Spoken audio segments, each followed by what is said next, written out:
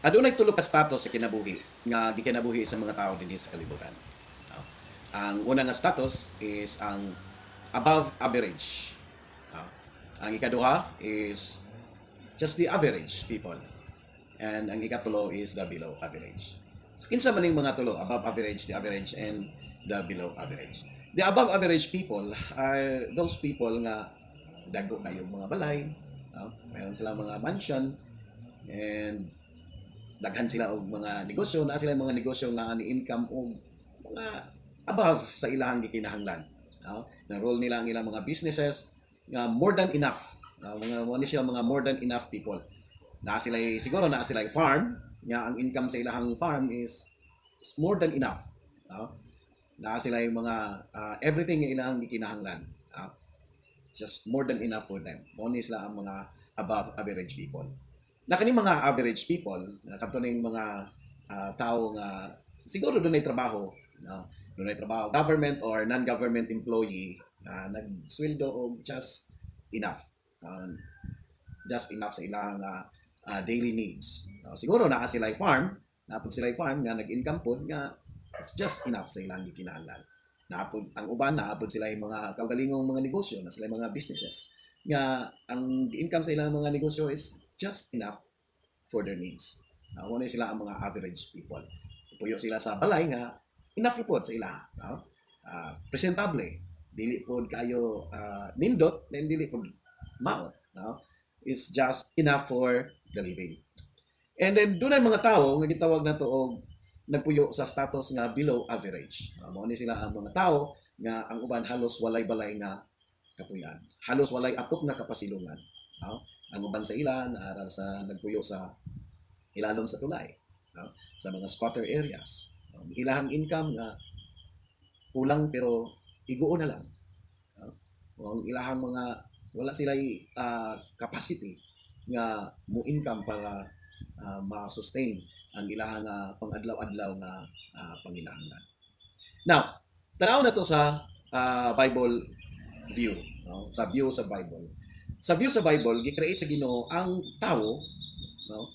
Every one of us created by God equally, no? So equal.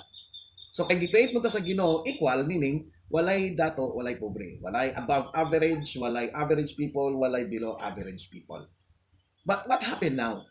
What happened? Nganong doon na may mga average people, doon na may mga above average, doon na po yung mga below average people. So mao ni siya ang mga problema nga ato nga pagahisgutan nga taknaa sa kagabion mga igsoon.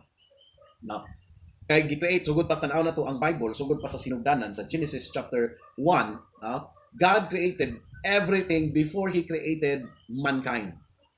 Before he created human, before niya gi-create ang tao, na ang gi-create niya ang tanan in preparation sa tanan nga gikinahanglan sa tao. Makita na to diya, God created the light. He said, let there be light, and there was light. And indeed, the human being, kita, kinahanglan ta og light. Create niya ang water, ang land, and everything on it, everything that creep upon the earth, every beast of the field, every fowl of the air, gi-create niya sa Ginoo in preparation para sa gikinahanglan sa tao. Ngayon pagahimoon, which is us. No? So before pa niya gi-create ang tao, naan na tanan ang provision. So ang tao dili na wala na nagkinahanglan nga mo toil hard para sa iyahang provision. Tungod kay naan na gi-create na sa Ginoo tanan. No? And then after that, he created sa Ginoo, and then he said he created man in his own image. In the image of God, he created them, male and female. And he said to them, subdue the earth. Buot pasabot, you conquer. No? Subdue. Imuha na tanan. Ikaw baala at tanan. Ikaw magbuot ana. No? Do anything you want, I created. Mo na ingon sa Ginoo nga subdue the earth. No? Replenish the earth sa other word nga nga other version, replenish the earth. But subdue is more kind of accurate. Kaya pag may kag subdue, na siya daan, and then all you have to do is to take over that position. So naanatan na ng gikinahanglan sa tao, everything, food, shelter, and everything that they need. Naanatan na. So, God wala nagkulang. Si God. Wala nagkulang si God sa gikinahanglan sa tao. Naatan gi-create nga ang tao fair. Walay above average, walay average people, walay below average people. Now, nganong na-create kini mga above average and below average status sa life? No? Nganong nahimo ba ni siya? Is because nagdepende na siya how the human being responded on the creation of God. It is nagdepende na siya sa ato kung giunsa nato pag-respond ang gi-prepare sa Ginoo para sa ato. Kay nanatanan, God had prepared everything for us. No? Gi-create sa Ginoo. Let's just say, for example, physically na ata karon aliro nagatubang ta karon physically kay naka-virtual mo ta karon, no? Let's say for example physically we are in one room and then nagbutang ko og food, daghan kay mga food nasa tunga, nasa lamisa gibutang nako, daghan kay food, and then niingon ko nga kining food is for everybody to take and then let's devour this food, no? So what do you think will happen, no? Everyone inside the room may partake of the food freely. Kay gatag man nako, libre. O sige, kaon mo diha. Everything tan nga naa din na pwede niyo makaon taman sa inyong makaya. And you know what will happen? Pag after nag-take ang mga tao, kita tanan nag-partake dito sa food nga naa sa table, you know what will happen? Naay tulo ka butang nga mahitabo. Una, some people inside the room may have more than enough, may take more than enough than they need, no? Siguro nakakaon sila og sobra-sobra, daghan kayo ilang gikaon, no? And then ang uban napay silupin, putos pag silupin, or uban isuot sa bulsa. They have more than enough. Naapoy mga tao inside sa room nga ang ilang gihimo is nikaon lang sila og just enough nga mabusog sila, no? Enough lang ang ilang gikuha dito, enough lang nga mabusog sila. And then after that, that's okay, it's all fine. Leave it for them, for anyone, no? Okay. Nakuha na ang ilang gikinahanglan. It's enough. Naapoy mga tao nga bisag freely gihatag ang food, naara dito sa daplin, nagpaulaw-ulaw, nagpa-chat lang dito, nagpa-text, kunyari wala nakadungog, kunyari wala nakabalo, bisag kun sa rayang gikubi-kubi dito, but the food is for everyone. And then apoy uban nga paulaw-ulaw, kuha lang isa ka buok kay maulaw. And then bisag kulang pa, wala pa nabusog. And then maura dito yang kay maulaw ta kay, no? Insaragod ta. No? So, mao ni siya mga igsoon, ang tulo ka butangan nga nahitabo. God created everything in this earth para sa ato, free for us to devour, to conquer, to subdue all these things nga naa sa earth. But then what happened to us is, ang uban, ni kuha og daghan, ang uban, ni kuha og just enough sa ilang gikinahanglan, and then ang uban nagpakimi-kimi hangtod nga wala na yamo. No? Ang uban nagpa dimyor, naghulat og kana na ang isubo sa ilaha ang pagkaon. No? Nagulat pa, naagay mga gitawag na to o uwan tamad. No? So kinahanglan pa hand to mouth aron mabuhi. No? Mga inana. So mao ni na nahitabo nga dunay tulo ka status sa kinabuhi sa tao. No? Dunay above average, average, and naay below average because this is it. Now, kasalanan ba na sa Ginoo? No? Problema ba na sa Ginoo or sa ato? No. God wala nagkulang sa kadausan nato. Wala siya nagkulang. You remember sa Matthew, the parable of the talent kung sa'y nahitabo? No? When the master went away, before he left, nagbilin siya o mga talent dito sa iyahang mga tao. The other one received 1 talent, the other one received 2 talents, the other one received 5 talents. And then he go away from far places. So now, ang pangutana is, fair ba ang gihatag sa master sa kada usa? Fair ba? No? Patas ba? So makaingon ta nga adili. Kay naisa gihatagan og usa, ang isa gihatagan og duha, ang isa gihatagan og lima. So it's not fair. Dili parehas, dili patas ang paghatag. No, mga igsoon. They had given fairly. All three of them. Gihatagan og isa, gihatagan og duha, gihatagan og lima. All three of them had given fairly. Ngano man, kung balikan nato ang Romans chapter 12, ingon din na sa Romans chapter 12, God has given unto every one of us according to the proportion of our faith. No? According sa proportion sa ato ang faith. Kung unsa kadako ang ato ang faith, kung unsa ang kaya sa ato ang faith, and then maupod na siya ang kayang ihatag sa Ginoo. And then God is fair. Because sayang naman kung ang imuhang makaya lang is 1, and then tagaan ka sa Ginoo og 10. What's the purpose? Nang imong kayang i-handle is 1 only. No? So, Mao na siya mga igsoon.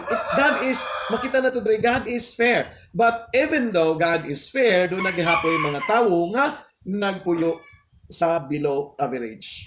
Na ay mga tao nga nagpuyo sa average, na ay mga tao nga nagpuyo above average. But ang Ginoo, ang gusto niya sa ato at tanan, we will live into a maximized life in this earth, into the maximum level. God wants every one of us to be blessed full abundantly. No? Ang gingon na sa Bible, more exceedingly abundantly. No? Kung tanawon na to sa English, ang Bible, murag narong grammar na ang Bible. Kay exceedingly na, abundantly pa. Very redundant. Pero dili na siya wrong grammar. Dili na siya wrong, unsa diha, ang pagka-form sa word. But that's it. Mao na ang gusto sa Ginoo para sa ato the way we live more exceedingly and abundantly sa ato ang kinabuhi. No, dili si Lord ganahan nga magpuyo ka below average. Unsa may nahitabo sa ating tao nga below average, mao ni siya ang katong tao nga gitagaan sa Ginoo og one talent. Mao ni siya gitagaan sa Ginoo og one talent. And sa iyang gihimo sa one talent, nagkutkot siya sa yuta, iyang gilubong and then nagpaabot siya mo balik ang master. Kay aron inigbalik sa master, iyan na putugot-kutot og balik og ihatag niya balik sa master. Walay silbi. Di ba? Walay silbi. The only reason nga nung nag-ilaid ta sa kinabuhi, we live in below average status sa ato ang life because wala na to gigamit ang talent nga gihatag sa Ginoo sa ato. In Deuteronomy chapter 8 verse 18, nag-ingon dito, remember this day. Ingon siya, remember this day. Karong adlaw. Karong adlaw imong hinumduman. Remember this day. Kisay nag-ingon, says the Lord your God. Because it is the Lord your God who give you the power to create wealth. Diba? So, muna siya. You remember, kita tanan, let us remember this day. It is God who gave us the power to create wealth. Na sa sinugdan, na imagine nga sa sinugdanan from Genesis, giandam na niya tanan ang ato ang gikinahanglan. We don't need of anything else. Everything is there, was there already. God have created it for us. But now, in Deuteronomy chapter 8:18, ingon siya, remember this day, it is God who give you the power to get wealth, to create wealth.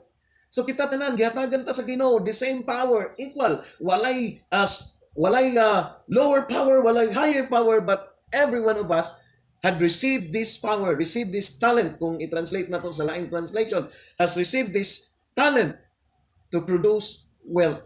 So, ang pagkinabuhi sa tao, kung asa kadapitan nga status na himutang, either you are in the below average, you are in the average, or the above average, it is in the power of our hand. Naa sa gahom sa ato ang mga kamot. Kita ang mga nagbuhat ani. So kung naa ka sa below average status sa life, ikaw ang nagbuhat ana, naa sa gahom sa imuhang kamot. Kung gusto ka mo angat mo adto ka sa average level and then naa gihapon sa gahom sa imuhang mga kamot. Kung gusto ka mo angat mo adto ka sa above average status of life and then naa gihapon sa imuhang mga kamot. No? Every one of us has this power to produce wealth. Gihatag sa Ginoo sa ato evenly, no? Equally. Gihatagan ta sa Ginoo ang power to produce wealth. And now, God wants us to live in our life to the fullest. To the fullest. Gusto sa Ginoo nga ma-maximize na to ang life. I-maximize na to kung unsa man ang mga butang nga naa diri sa kalibutan. God wants that for us. And then it's up to us because God has already prepared everything for us.